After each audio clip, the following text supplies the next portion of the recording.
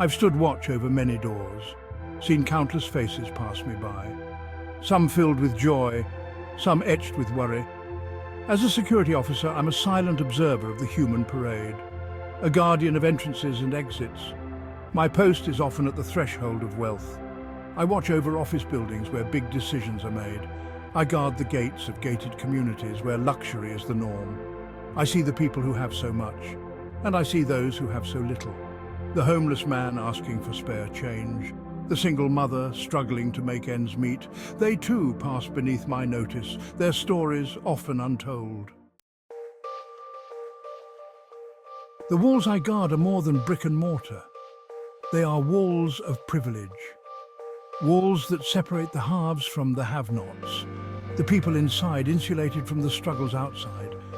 I see it in the way they walk, the confidence in their stride. They move with purpose, their minds on bigger things. Rarely a glance is spared for those less fortunate.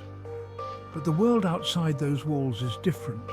It's a world of uncertainty, of hardship, where every dollar matters and dignity is a precious commodity. The saddest part of my job is witnessing the gulf of indifference, the way the wealthy often avert their eyes from the poor, as if their suffering is invisible or insignificant. I remember a young woman, well-dressed and polished, stepping over a homeless man to enter the building. She didn't even flinch. Her eyes were fixed straight ahead. It reminded me of a story, a parable, really. It's been told for centuries, but its message remains painfully relevant. It's the story of the rich man and Lazarus. The rich man, clothed in fine linen, feasted sumptuously every day.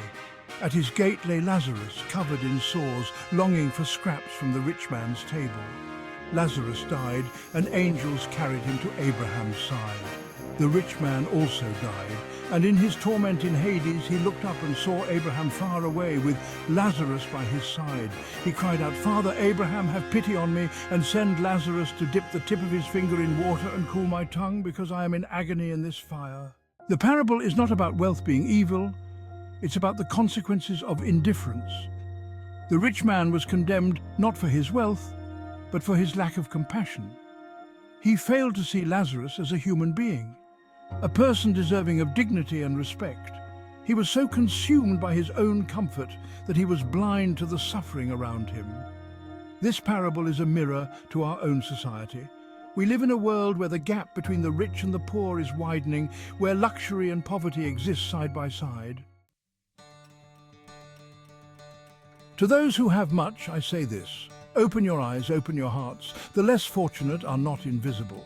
They are not statistics, they are human beings. A kind word, a helping hand, a small act of generosity can make a world of difference. It can restore dignity, it can ignite hope. Remember, our lives are intertwined. We are all connected. The measure of our humanity lies not in our wealth, but in our compassion.